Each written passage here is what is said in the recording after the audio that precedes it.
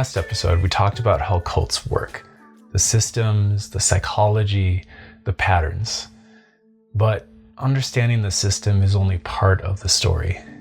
Because to really understand their power, we have to look at what's happening inside the body. There's a relatively new concept called accelarousal, which is stress provoked by acceleration events, even small ones. In 2021, scientists investigated the psychological effects of acceleration where participants simply drove themselves around the town in a metropolitan setting of Bryan College Station, Texas.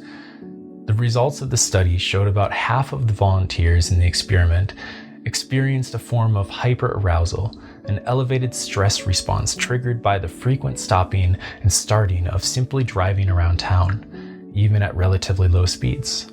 This hyperarousal is a form of acute stress response, indicative of drivers feeling overloaded by stressors that may be hidden. You may not recognize the term acute stress response, but it is more commonly associated with the term fight or flight, which is the body's immediate reaction to perceived danger.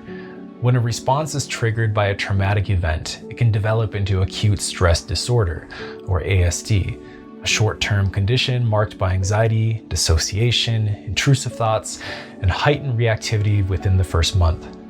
If these symptoms persist beyond 4 weeks, ASD may progress into PTSD. Now, consider how this connects to environments designed to keep that stress response constantly activated. Cult settings often rely on rapid or intense change, sleep deprivation, emotional highs and lows, nonstop activity, and information overload. These conditions repeatedly trigger the body's acute stress response, elevating cortisol and keeping the nervous system in a reactive state. Over time, this sustained activation can mimic or worsen ASD symptoms, reducing critical thinking and increasing dependence. Instead of processing information calmly, individuals remain in survival mode, making them more suggestible, more compliant, and ultimately more vulnerable to influence. So you may be asking yourself, why don't people just leave? Well, because leaving isn't just walking away from a belief. It's walking away from an entire reality, identity, relationships, purpose, structure, and fear. Fear of being wrong, fear of losing connection, fear of starting over, fear of the unknown, and what they don't fully understand. One thing that keeps people from leaving is a term called anchoring. On its own, anchoring isn't a bad thing. It is essentially a cue, a touch, a sound, a visual image, a tone of voice, a gesture that triggers an associated thought or feeling. These thoughts or feelings can be used for something helpful, as well as something harmful, or they can be neutral and unsolicited. A good way to visualize what an anchor is to look at the Russian physiologist Ivan Pavlov's experiment with dogs and how they were conditioned to salivate whenever a bell, the anchor, was rung. B.F. Skinner later showed that a similar kind of conditioning can be effective with humans. There's also the sunk cost fallacy. The more you invest, the harder it is to leave. And also intermittent reinforcement. Moments of approval mixed with criticism. That unpredictability strengthens attachment. It keeps people chasing the good moments. So, staying doesn't mean someone is weak. It means the system is powerful.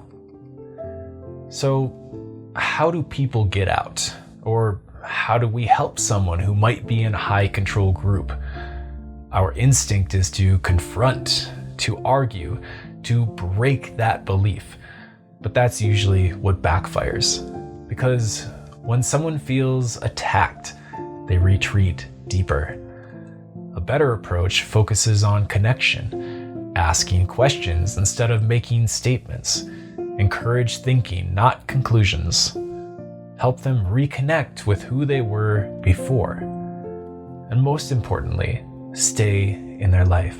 Because if the group is their whole world and you disappear, there may be nothing left to anchor them in reality.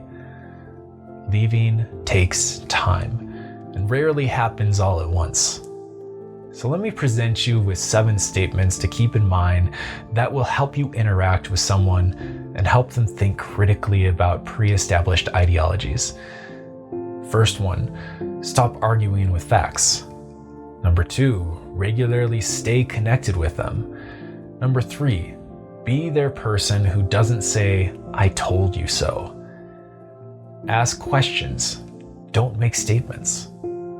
Understand what leaving actually cost and help them find something to replace it with. The last one is, of course, protect yourself while keeping the door open. Another very helpful thing is to encourage them to unplug from their sources of information. Take a long weekend away, turn off your phones, and live in the moment of the world around you. Heck, you could even try this for yourself and ask yourself afterwards how it impacted you. You may be surprised with the result. So, where are we left now? Maybe with a slightly uncomfortable realization. Cults aren't just extreme groups on the fringes. They're patterns of influence, control, and human vulnerability. And those patterns can show up in more places than we'd like to admit. Which means the real question isn't just how do we avoid cults? It's where and when do we stop questioning? Who do we give authority to?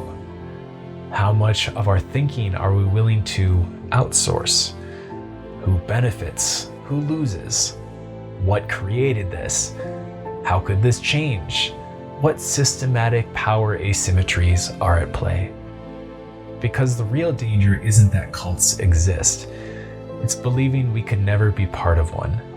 And the more we know about cults and how they operate and how they hook you, the better prepared you are to notice the red flags and call out systems of oppression. Remember, we are all fallible, and every one of us can easily fall victim to the snare. So I will leave you with this.